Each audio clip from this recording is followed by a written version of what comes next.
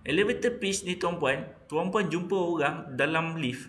Tekan lift tu, saya rasa tak sampai 1 minit. Mungkin dia akan naik 1 tingkat, 2 tingkat. Masa itulah kita borak tuan-puan. Itu yang disebut elevator pitch. Tapi kalau tuan-puan tak boleh kenalkan diri tuan-puan dalam 1 minit, itu yang masalahnya tuan-puan. Tuan-puan ada kepakaran, contohnya pandai memasak. Tuan-puan ada kepakaran, tuan-puan ni seorang doktor. Tapi tuan-puan tak pandai bercakap untuk kenalkan diri tuan-puan. Susah tuan-puan.